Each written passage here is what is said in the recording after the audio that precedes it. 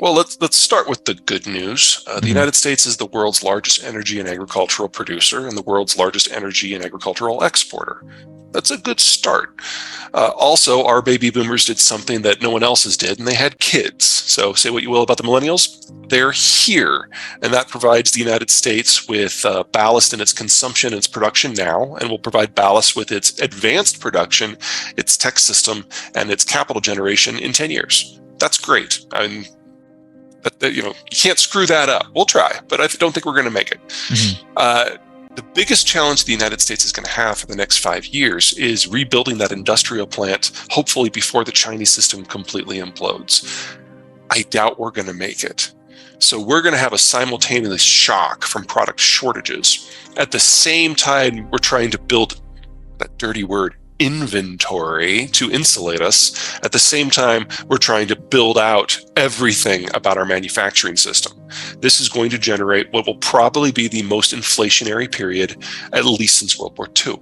And it will last for at least 5 years. Now, while we could theoretically screw this up, this is probably also going to be the fastest growth that America has experienced since before the Civil War, because we're looking at just a massive expenditure to build out that asset class that's necessary for us to have the things that we want and need. We're doing this with the baby boomers retiring. We're doing this with Gen Z, the young kids coming in, and boomers were the largest generation we've ever had. Gen Z is our smallest one ever. So we already have a shortage of 400,000 workers a year in a time that we need to double the industrial plant. This is going to be rough. But on the backside of this, we'll have a more stable supply chain system that is largely within North America and is subject to North America things. That's not going to trigger a global trend. That's going to remove the United States from really caring at all about how foreign supply chains work. And that's going to leave us to other countries to either pick up the pieces or shrivel. Overall, I think you're on point. We're going to have shortages in a number of products because of what the Russians are, because the Russian stuff is being removed from the system. Right. Former Soviet commodities being dumped on the global market since 1992 are one of the two biggest reasons why inflation has been so low for the last 30 years. And that's completely going away. So the oil situation is obviously huge. Natural gas for the Europeans and for fertilizer markets is huge. Fertilizer markets in general is a nightmare. We're losing 70% of the world's neon. That means we get to decide later this year what doesn't get a semiconductor, because we can't make as many. Exactly.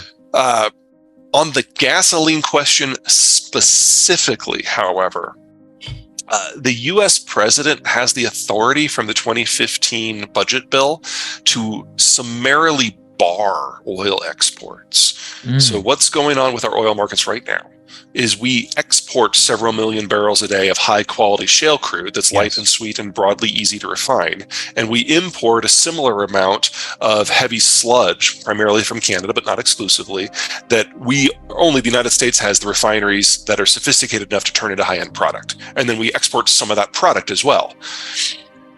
If Biden were to reinstitute the oil ban, all the shale crude would be locked up in the United States. You'd have catastrophic energy prices globally, but you'd have rock bottom energy prices within the United States. Right. And we would have to go through a blitz of refining capacity expansion, because while Biden can bar exports of crude, he can't bar exports of any other energy product, including gasoline and diesel.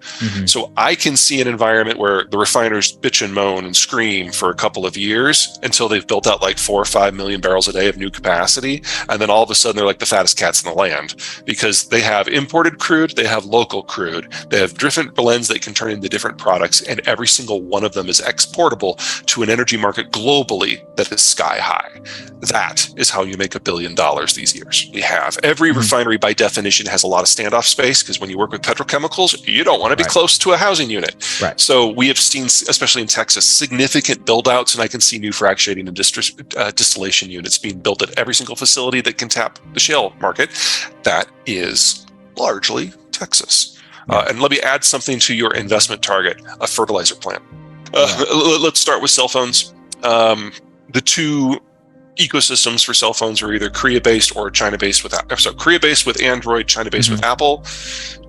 Apple has put 90% of its sourcing in the PRC, and every time that something has happened that has made them, maybe think twice about that, they've decided to double down. So they are the most exposed company in the world to the China collapse. So if you don't get the next iPhone, you're probably not going to have an iPhone for several years.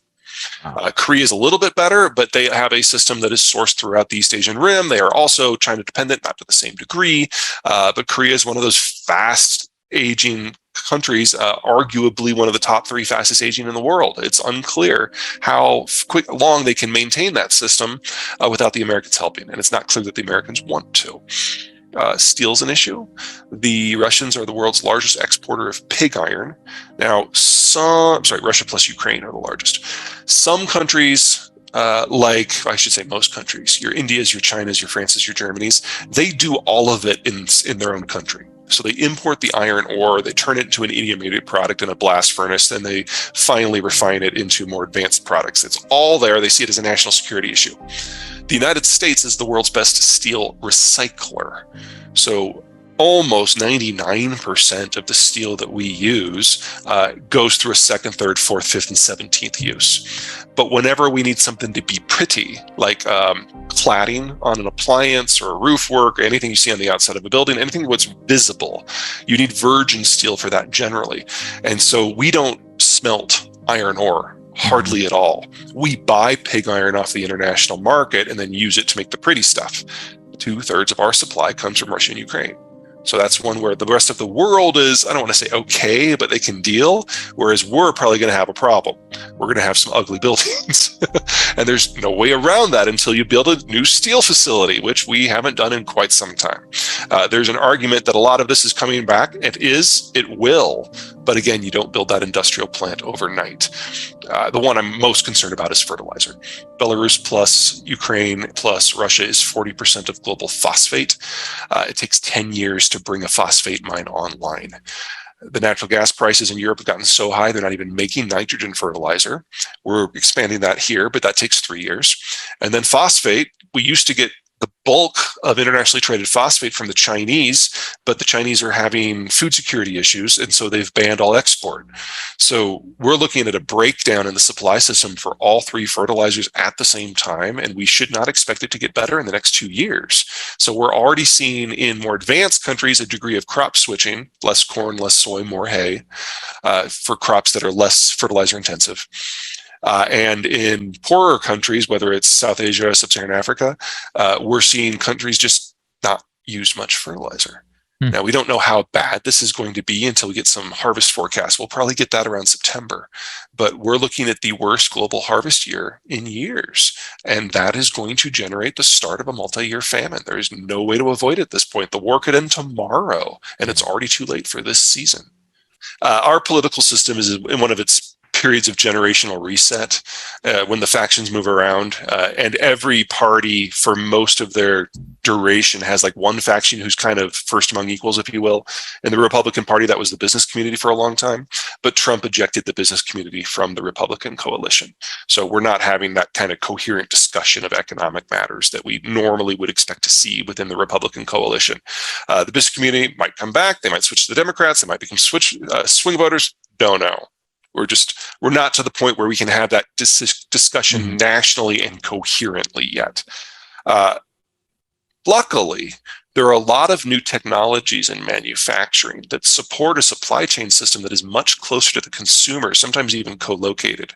So when you take things like the ultra cheap stuff coming out of the shale fields that can be used to make more value-added products like plastics, that's a completely domestic supply chain. You marry that to something like, say, 3D printing, and anyone who has a warehouse can now also be a manufacturing center. So it's not so much that you have an Amazon distribution center close by and get products the next day. It's that you have someone's, like Amazon's, distribution and manufacturing center nearby, and your product is made and delivered to you the next day. That is going to be the norm for probably about a third of consumer goods. And then the more advanced stuff like your washing machines and your cars, we already have a lot of that here. And the Mexicans are proving remarkably creative at moving up the value added scale very quickly. I'd say in terms of total labor productivity, the Mexicans have now passed the Canadians. Wow. There are plenty of pinch points. There's no way we adapt to this quickly, but we were seeing the fastest industrialization process in the American history in the last year of the Obama administration.